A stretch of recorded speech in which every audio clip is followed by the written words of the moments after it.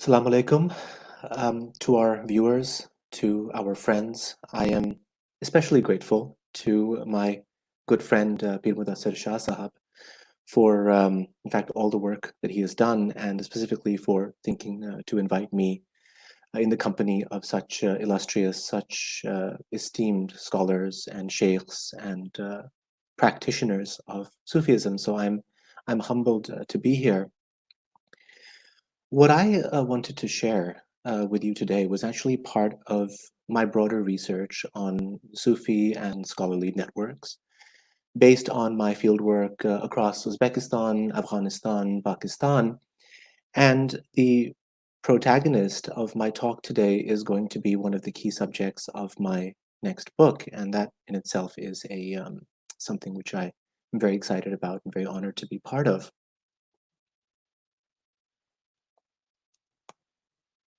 Now, I would like to begin with this slide.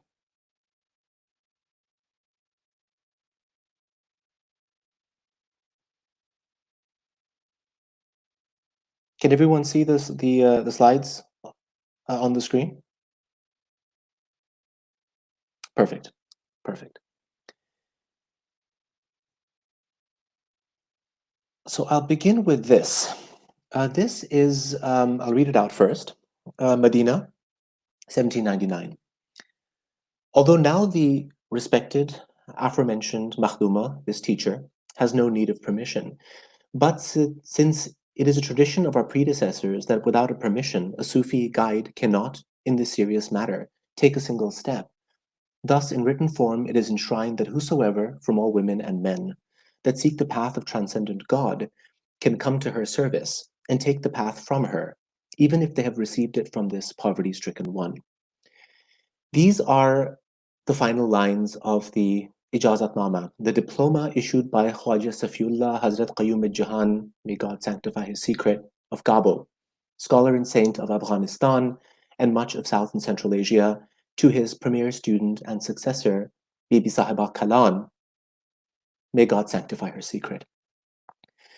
Today we'll introduce the subject of this diploma, the remarkable figure, the scholar, the woman Sufi saint and scholar Bibi Sahiba Kalan, who passed away in 1804, who was designated as the, quote, first of the inheritors of the most important Sufi tradition based in Afghanistan, and here I mean what is today Pakistan and Afghanistan, with branches from Western China to the Indian Ocean. I'll begin by tracing Bibi Sahiba's career, how her sanctity, her authority, had been conceived and actually imagined in the biographies. I'll then follow her journey into the heartlands of the Afghan Empire, Peshawar, Kandahar, Kabul, and onwards to the holy sanctuaries of Mecca and Medina, and the sacred epicenters of Central Asia from where her story draws to a close. I'll talk about the evolution of her practical office as a female inheritor of the Sufi path, and then discuss how Bibi Sahiba and her contemporaries really engendered a new model, a new prototype of Muslim female religious leadership, which was consciously distinguished from earlier models of women's sainthood.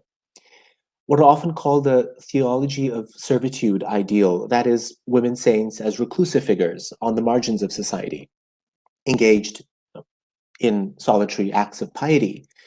This in favor of a different model, which I will often call the Fatima, peace be upon her, paradigm, of the publicly engaged and practical spiritual leader, the scholar, the devoted family member.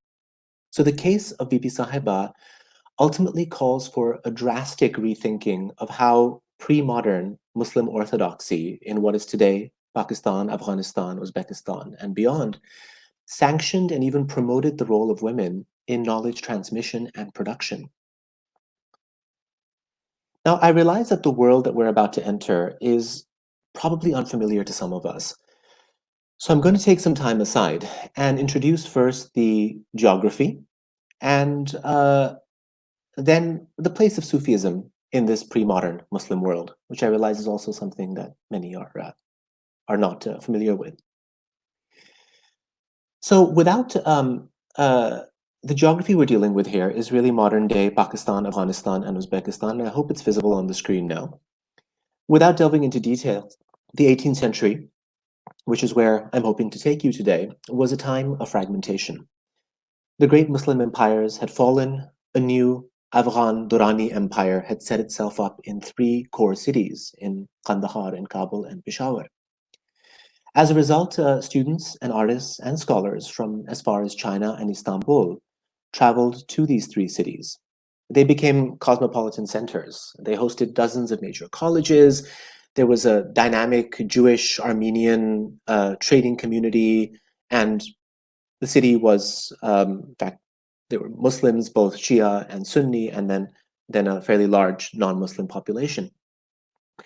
And then around this empire, a lot of smaller kingdoms started setting themselves up in places like Sindh, in all across Central Asia. Now, on to Sufism at this time.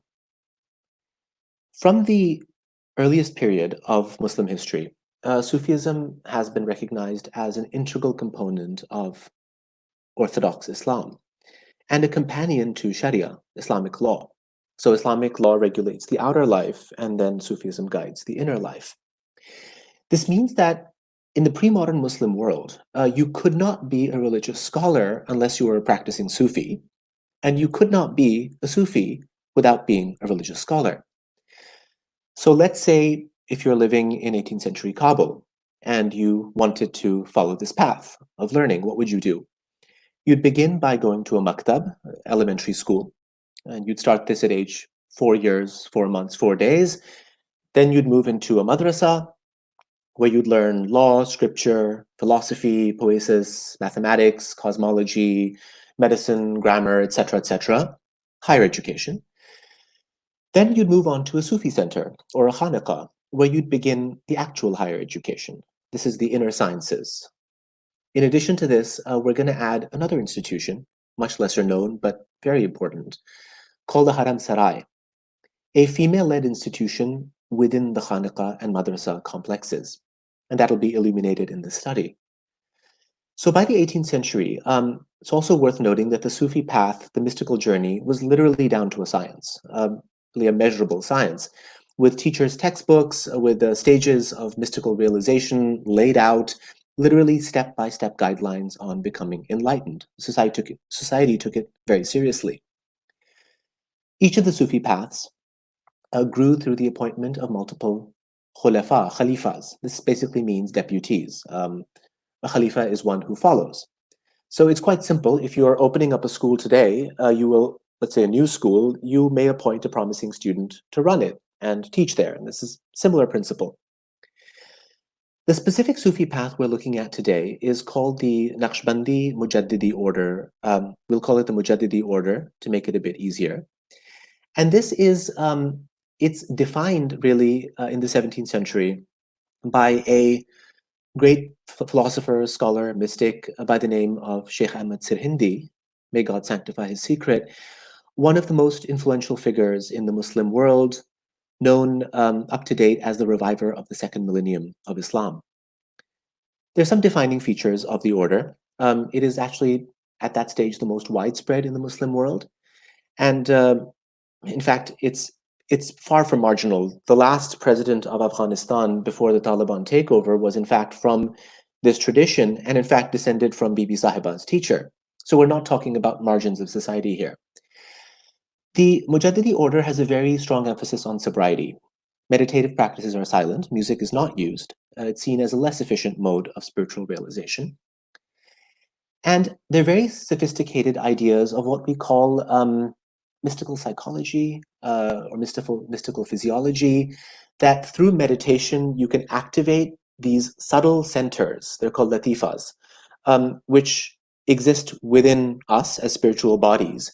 And you can activate them, and then through this you purify your inner self, and then it helps you on a journey towards God and towards self-realization.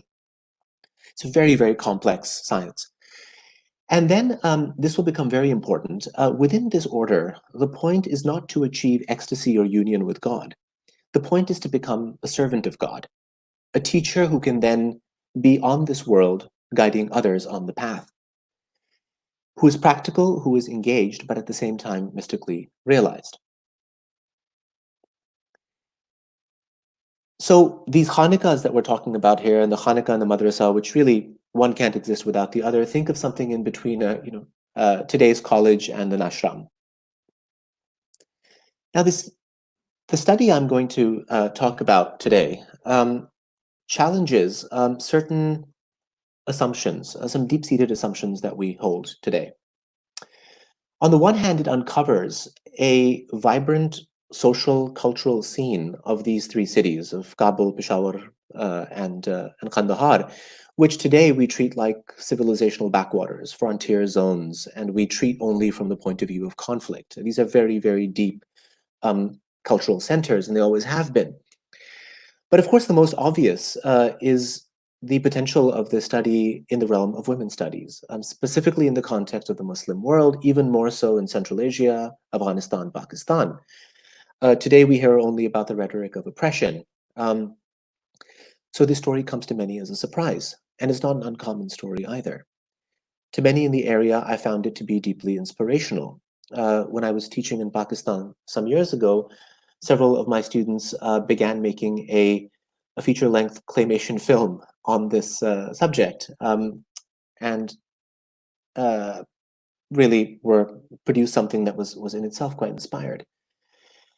Now, for historians, for scholars of religious studies, we know that women were active participants in the religious domain and the scholarly domain in this part of the world. And we know it because in the sources we find scattered references. We know of women saints during this period, but in fact, we have the shrines right there to actually provide us some evidence of it. But generally, they receive very little attention because the data just isn't there. Now, I've been very fortunate to have found in my fieldwork in Pakistan and Afghanistan one of the most complete biographical accounts of a woman scholar saint in the pre-modern period. And it's all the more fortunate because the biography, the key biography, there are several of them, of the Sufi lineage to which Bibi Sahiba belonged was actually composed by her son, who was also an excellent poet and writer. And it was composed only 15 years after her passing away.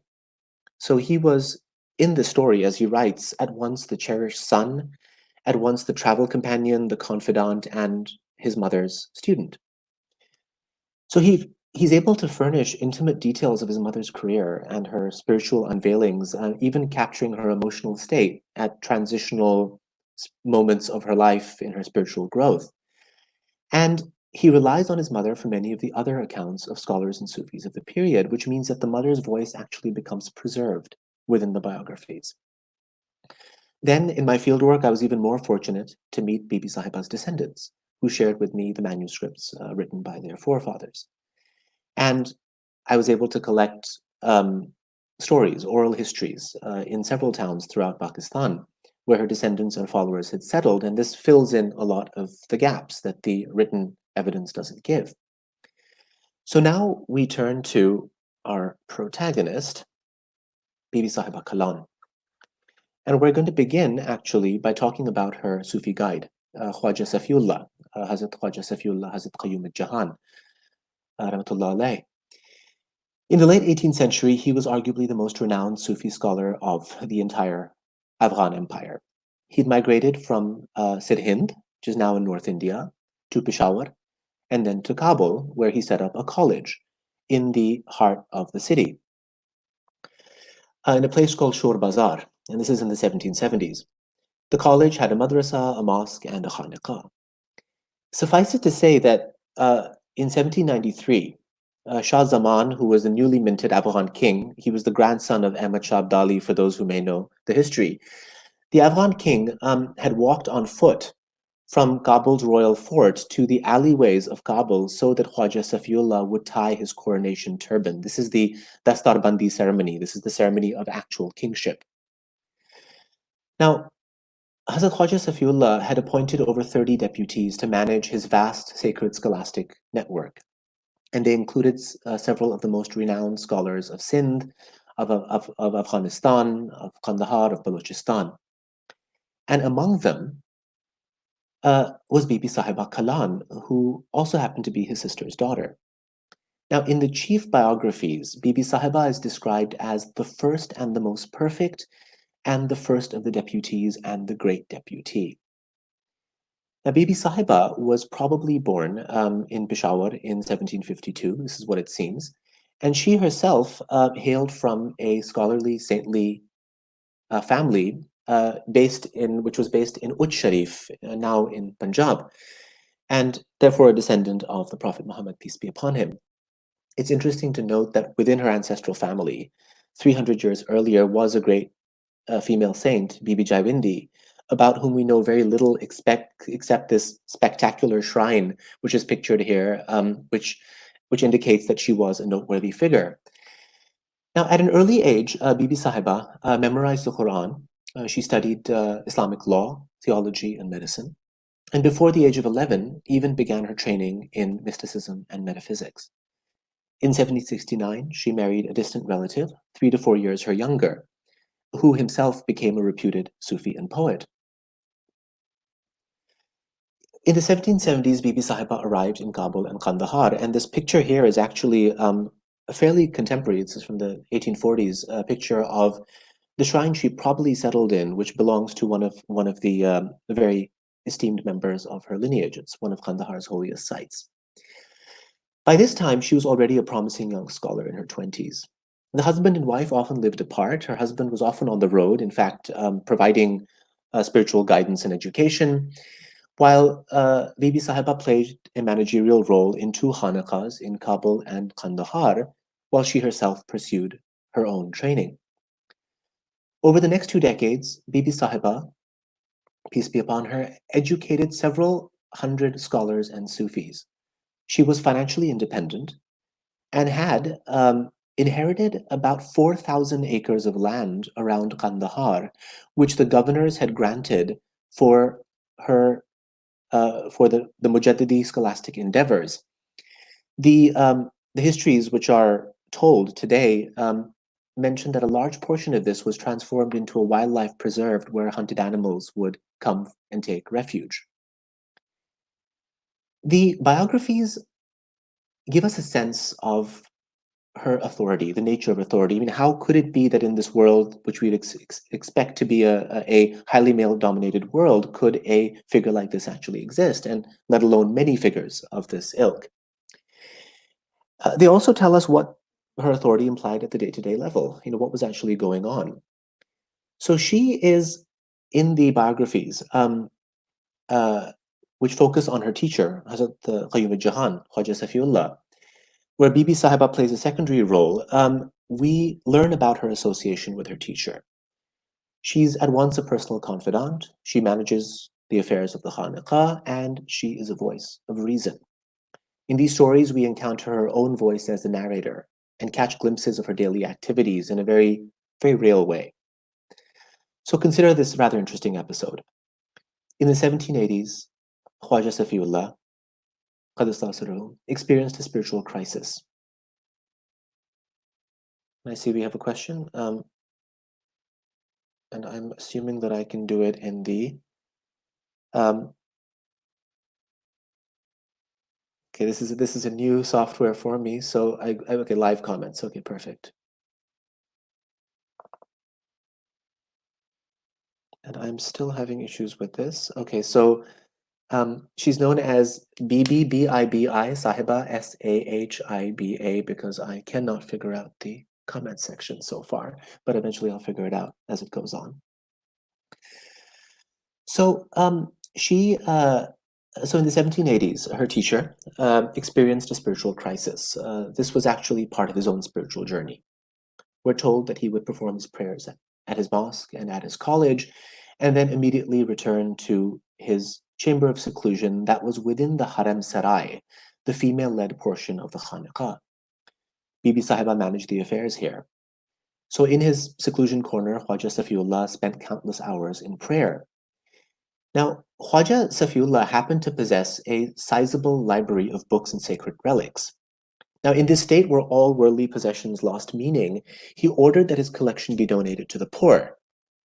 Now, Bibi Sahiba stepped in, reminding her Sufi guide that there's a better way to handle this. You don't want to be handing out books to the poor because they need something more basic. So she insisted that they sell the items and distribute the money to the poor. A fair value was determined, but Bibi Sahiba herself purchased the items, securing them in a room within the Haram Sarai. The needy of Kabul were then summoned to the Haram Sarai, and she personally distributed her own possessions, roughly equivalent to the value of the books. So thus she managed to preserve the priceless library. And among the books preserved there by her, which is actually very much there today, is a Quran dated 1211 from Baghdad, which is now with her descendants. This is one among several episodes through we learn about her financial independence and her wealth, through which she carried out a range of charitable activities and building projects. Now, in her capacity as the Mujaddidi deputy, she was assigned to teach both men and women. Now, keep in mind, by the way, this is all happening with strict gender segregation. So there were ways to actually do this, which I can talk about later on. Based on oral histories, we can conjecture that she would have directed women's meditation, dhikr, imparted basic literacy through the Quran to women, particularly of the noble classes. She would have provided courses on the prophetic traditions, on doctrine, on law, on Sufism to advanced students, and administering medical remedies and faith healing for physical ailments for other day-to-day problems. The sources tell us that Bibi Sahiba instructed and guided men from both within and outside of her family, even imparting spiritual guidance to senior deputies of her teacher.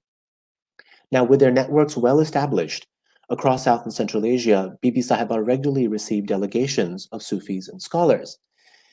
The Cindy Biographies relate an interesting story concerning a caravan that arrives at Kandahar, led by a very well-known Sindhi Sufi poet, Hazrat Ahmad Khan Nizamani.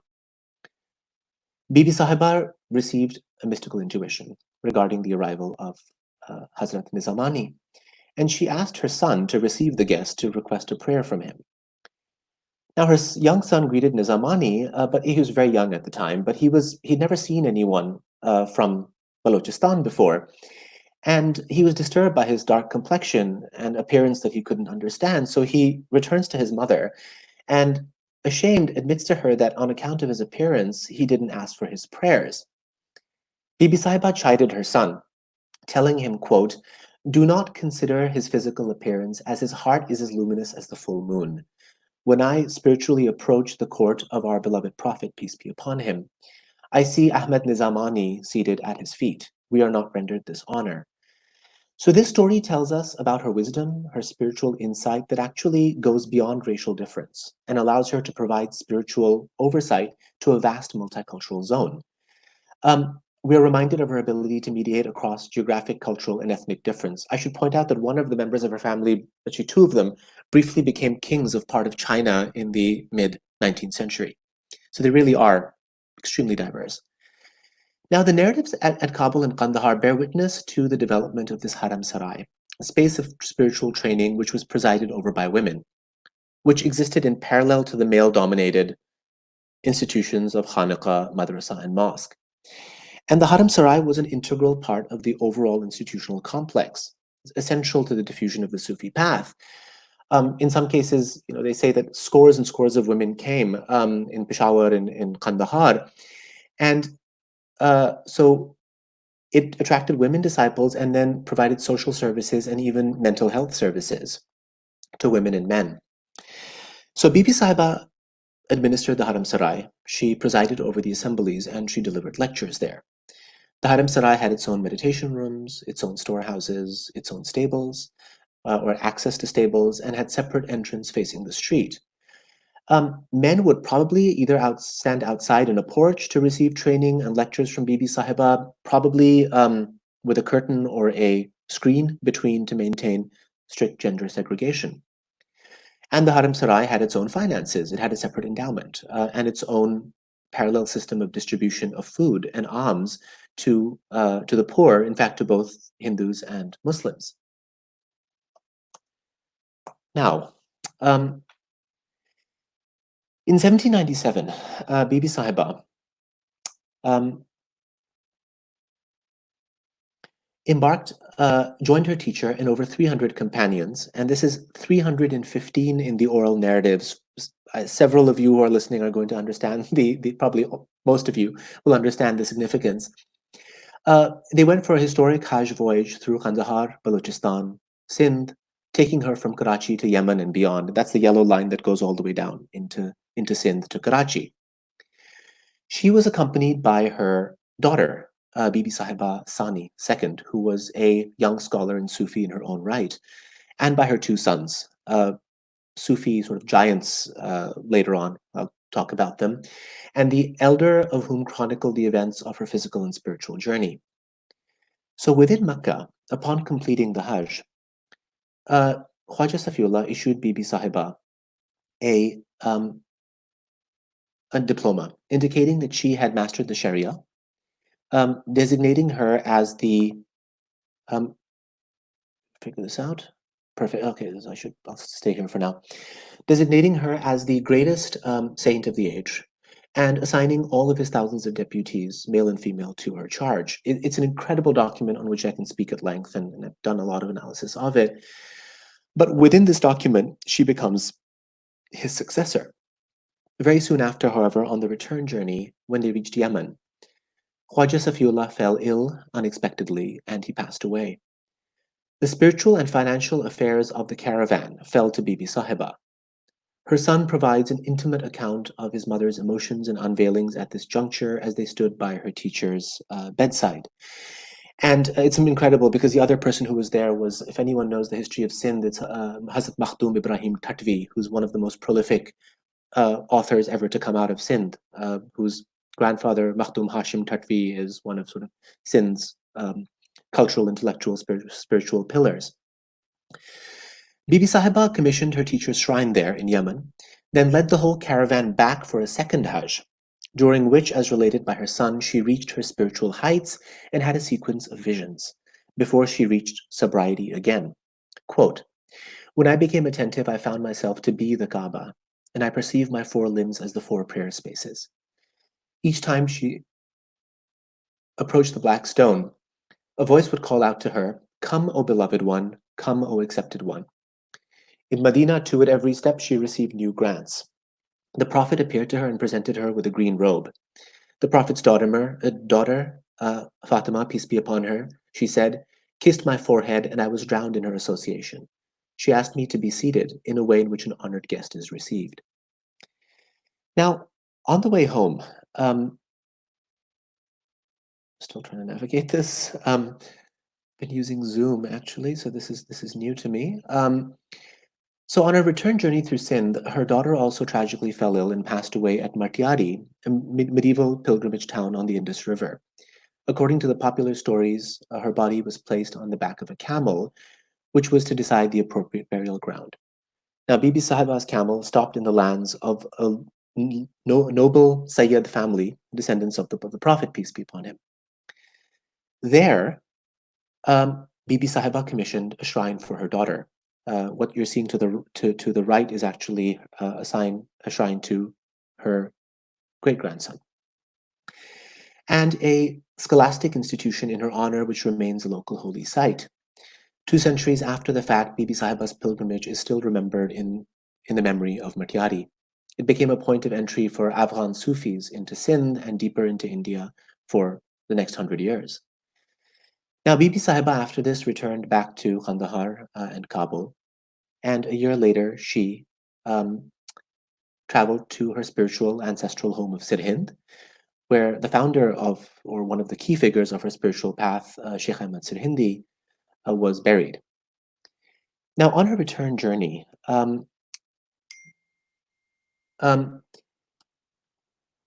she was invited to Bukhara, the fabled scholastic and spiritual center of Central Asia.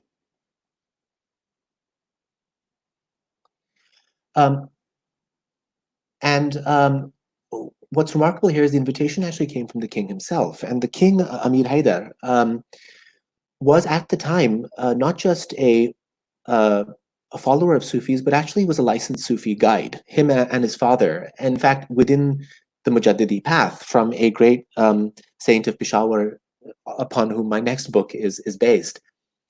So he invited her over, and two of her sons accompanied her. And the sources indicate that they participated in scholarly debates at the court. And it's quite remarkable that the king actually spent about 4 hours teaching hadith, and then in the evenings he would lead Sufi practices and then also engage in practices himself. We actually have letters to this effect. It's quite fascinating. Now,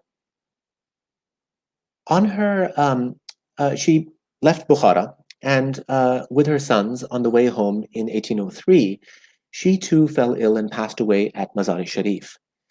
Now, Mazar-e-Sharif, as you may know, is the spiritual epicenter of all of Central Asia, built around the legendary shrine attributed to Imam Ali, peace be upon him, Malawaji. With Bibi Sahiba's exalted reputation, the custodians of the shrine gave her a saint's funeral. It was a ritualized public event. She was given the rare honor of being buried under the second dome of Imam Ali, peace be upon him, shrine complex. Her two sons continued the journey home. The elder was to become a noteworthy poet and writer, and father of one of Kandahar's principal saintly lineages. The younger became a scholar saint of the highlands, the Kohistan, north of Kabul, and a key in today's Kapisa, and a key mobilizer against the British forces when they first invaded Afghanistan in 1839. And he, in fact, was martyred by the British, in fact, by someone at the hands of someone which the British had actually engineered in 1839. Now, what we're seeing here is a very different form of female spiritual authority, which evolves within this branch of the Mujaddidi path. And each subsequent generation produced women saints. It became common to assign women as deputies in the path, even in areas as far removed as the deserts of Thar in today's southeastern Pakistan. Bibi Sahiba's grandson appointed as his deputy a great saint, Bibi Mitha, whose shrine is at the bottom and the right hand of what you're seeing. Although she lived in poverty, she is said to have had the spiritual ascendancy over all of Umarkot, the gateway into the Thar Desert, literally one of the most inhospitable places in South Asia. Not from the point of view of the people's hospitality, but from the point of view of its productivity. Despite the emphasis on orthodoxy within the Sufi tradition, Bibi Mitha is the patron saint of several local Hindu tribes, and annually a Hindu festival is especially held in her name. Another disciple nearby, Miujan Muhammad, passed his order down to 3 generations of women. So this model was not just unique to this particular branch of the Mujaddidis. The largest Mujaddidi institution in the Peshawar Valley at Jamkani was managed in the early 19th century by 2 generations of women, one of whom actually hosted a very famous, infamous early British traveler and spy who mentions his meeting with her in his private notes. While in Western China and in Eastern Uzbekistan, there were many, many institutions among the Mujaddidis and the Naqshbandi Mujaddidis and the Naqshbandis led by women Sufis until the early 20th century. Now, what is the source of this model of authority? And I delve into this in my research quite a bit because, again, it's very surprising to people today that this thing can actually exist. It's a very long answer, but I'll touch upon just a few aspects. It's noteworthy that Bibi Sahiba's authority is very, in fact, the whole model of her authority is very distinct from the idea of female mystics across all religious traditions as solitary, performing retreats, acts of piety. Bibi Sahiba is not marginalized. She's not a marginalized character who simply plays a supporting role in the life of male protagonists. On the contrary, she's a Sufi master in her own right, guiding disciples outside of her family, and she is engaged in the practical management of the network, assuming the public role of a teacher, the entire time maintaining gender segregation, maintaining the parda. Most important, the discourses concerning her make apparent that women's leadership at this time in no way went against Orthodox Islamic doctrine. And this is one of the most remarkable things. There's no apology in the sources that despite this is how she is. Now, the image I'm showing here, which for those who can read Persian and Urdu, will see Bibi Sahiba's circle right in the center. This is a book recently published in the Khaybar Agency from, considered one of the most dangerous border regions between Afghanistan and Pakistan. And it belongs to the lineage of the famous Pir Bara. This genealogical chart represents really one of the most important lineages, in fact, of all of Afghanistan today. They, among many others, trace their lineage through Bibi Sahiba, who appears as literally you can see all of the various lines kind of converging at her. She's a juncture of several chains of authority. Now, understanding, as a final point, I'll say understanding the doctrinal foundations of this model of authority requires really going back to the pillar of the Mujaddidi Sufi path, Sheikh Ahmad Sirhindi, who in many ways defines Islamic orthodoxy in this period from the Ottoman Empire really all the way, in fact, eventually to Indonesia. Essentially, Sheikh Ahmad Sirhindi's theological structure, I mean, his whole philosophy was built upon the classic 13th century Spanish mystic, Sheikh al-Akbar, Sayyidina Ibn Arabi, who himself composed lengthy discourses on the fact that there was no spiritual qualification conferred on men that was denied to women. But beyond this, Sheikh Ahmad Sirhindi rearticulated the priorities of the Sufi path, what the path meant, emphasizing that the most authoritative sources of knowledge were the Holy Quran, the Hadith, the prophetic traditions, Ijma, scholarly consensus, and deductive reasoning, more definitive than mystical intuition and experiences. In several of his letters addressed to women, he highlighted the need for active involvement of women in the pursuit of religious knowledge, particularly to avoid the spiritual manipulations and deceit which were common at that time as they are today. In other words, it was necessary for women, as well as men, to study the sources to protect themselves from fake Sufis, to be able to discern correct spiritual practice from superstition. So his injunctions necessitated a class of women teachers who could impart knowledge of doctrine, of theology, and law to women as a precondition to the spiritual path. I'll end the story here, though in my research I touch upon many aspects of this, which indeed even had practical implications for the growth of Sufi paths. For instance, in their practice of medicine, this is Unani Hikmat, the Greco-Arabic medicine, the Mujaddidi women saints may even have, it seems, assisted communities with possibly, and it's a theory right now, all indications point to it, postnatal care and childhood illness. So drawing women and families into the spiritual path really through basic health care, which is a cornerstone of the Sufi service ethic. And I will stop here for any questions and comments.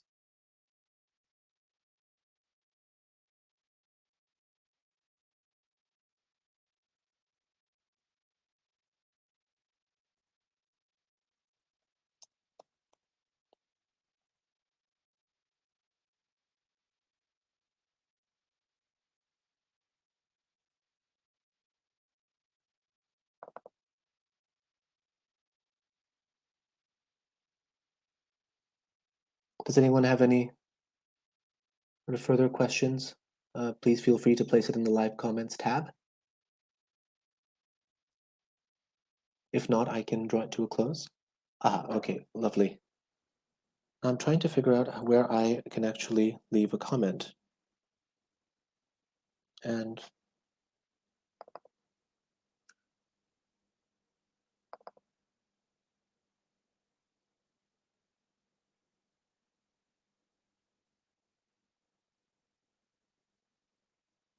it seems I can't access the live comments. So once again, the it's spelled Bibi Sahiba. It's actually it's a term of respect, which is often used for female saints in what is today South and Central Asia. So thank you very much for your positive comments. I very much appreciate it, and I'm actually going to be taking this research a lot further because more and more avenues are opened up at each, sort of more and more curtains are lifted at each different chapter of the story. It is, I'm currently publishing an article which I will be very happy to pass on. In fact, I've already published a little bit on her in a more informal level. And then hopefully within about a year, the book should be complete, which will require a little bit of extra field work. But I would be very happy to pass it on.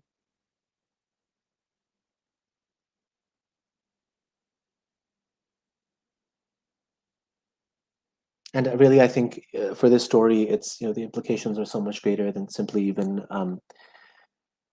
understanding the realities of a bygone age. It is actually deeply inspirational, and I think that people from all around want to understand, look for an alternative model of something which intrinsically they know existed, but can't quite make sense of because the modern world doesn't really provide a space for this kind of authority, for this kind of figure to exist, or even to understand this kind of figure alongside, modern terms, especially in this part of the world.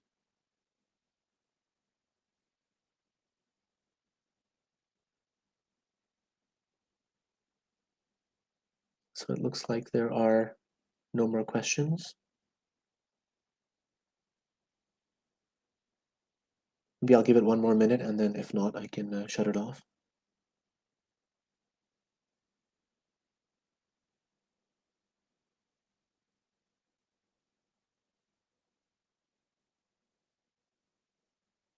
Thank you so much. I deeply appreciate that. And again, it's deeply honored to be in the company of those who are far more familiar with the science than I am, and it's good to learn in the shadow of those who are deeply immersed in it, and have been playing such an important role for the rest of us and for providing um, guidance, as a matter of fact. So thank you so much. I'd be very happy to pass on a few of my writings. So I mean, the journey has been, I mean, it's been exceptional. I think, throughout, I've covered probably a good, I think now 140 towns in Pakistan, Afghanistan, and Uzbekistan. But one of the things that stands out is that, I mean, the traditions are very much alive in every corner of each of the three countries. And even in Kabul today, they're sort of, at least when I was there last.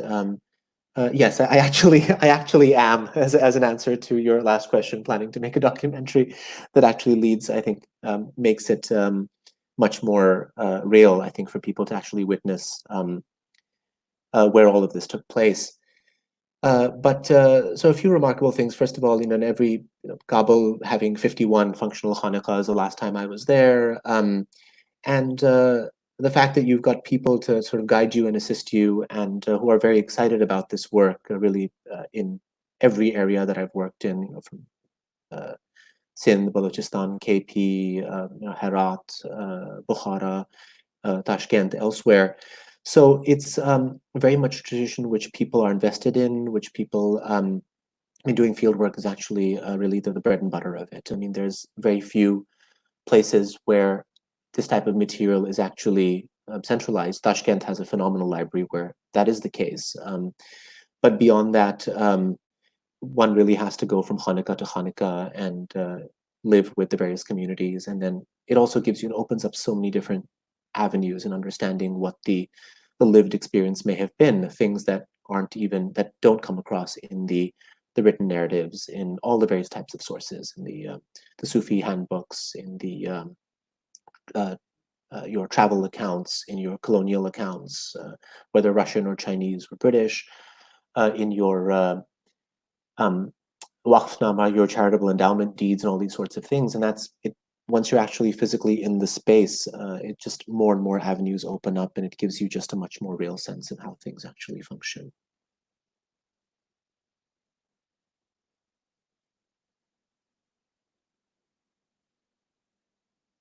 Okay, so thank you very much once again for this invitation. I'm honored.